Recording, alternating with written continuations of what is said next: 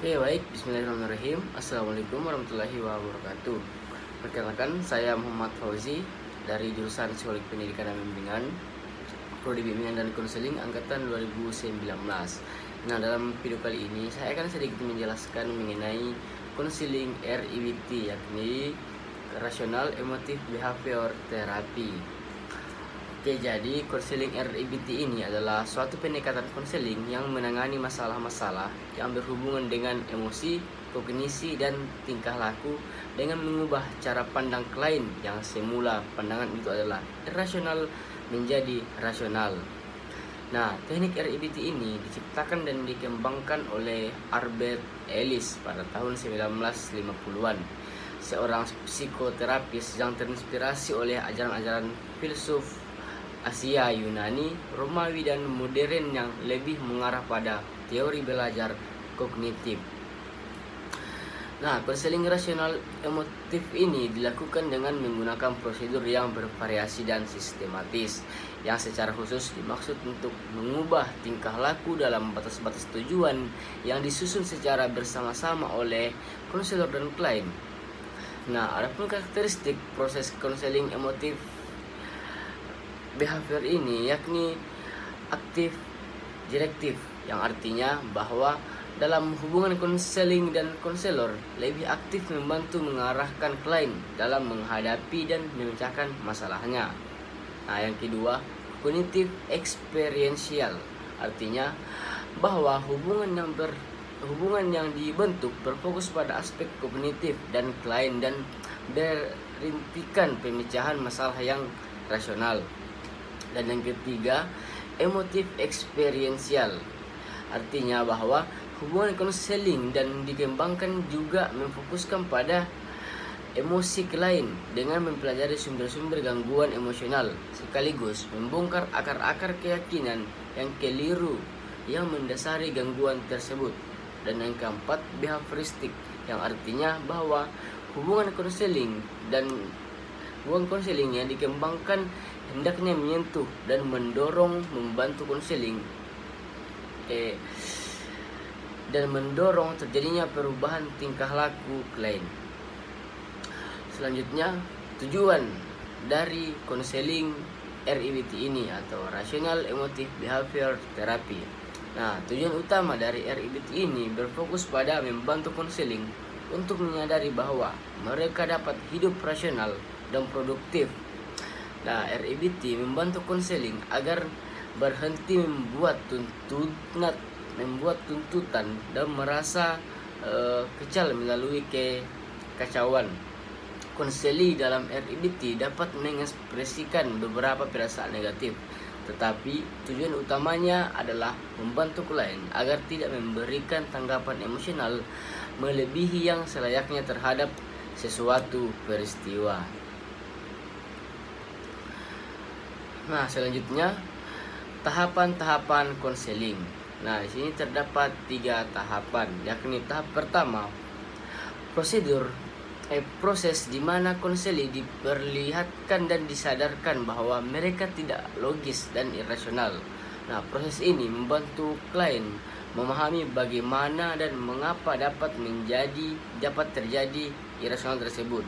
Nah, pada tahap ini, konseli diajarkan bahwa mereka mempunyai potensi untuk mengubah hal tersebut yang dulunya irasional menjadi rasional. Nah, tahap yang kedua, yakni konseli dibantu untuk yakin bahwa pemikiran dan perasaan negatif tersebut dapat ditantang dan diubah. Pada tahap ini, konseli mengeksplorasi ide-ide untuk membentuk tujuan-tujuan rasional. Konselor juga mendebat pikiran irasional konseli dengan menggunakan pertanyaan untuk menantang validitas ide tentang diri, orang lain, dan lingkungan sekitar.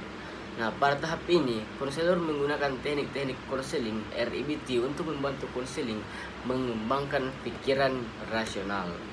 Dan yang ketiga, yakni tahap terakhir atau tahap ketiga.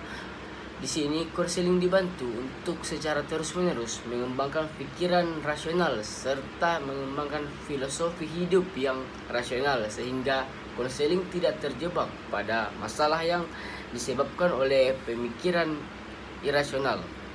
Nah, pada tahap ini merupakan proses natural dan berkelanjutan. Tahap ini menggunakan keseluruhan proses konseling yang dilalui oleh konselor dan konseling.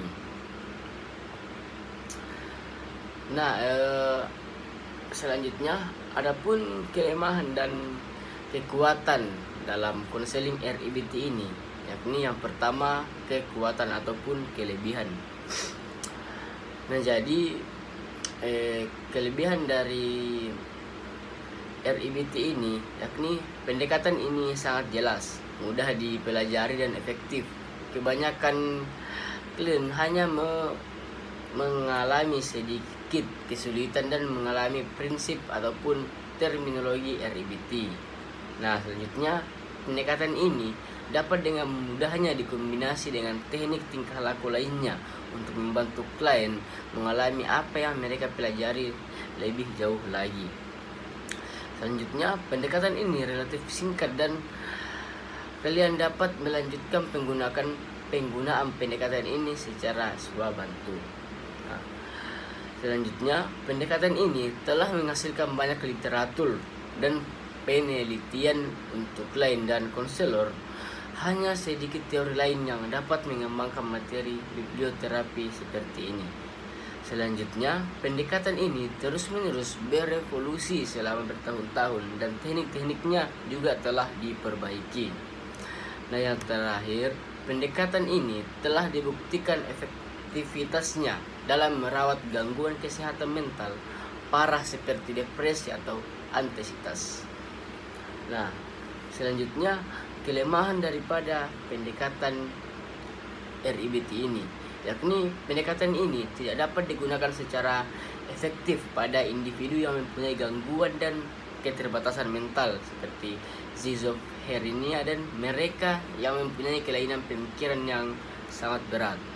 Selanjutnya, pendekatan ini terlalu diasosiasikan dengan penemunya, yakni Albert Ellis. Nah, banyak individu yang mengalami kesulitan dalam memisahkan teori dari keeksentrikan Ellis.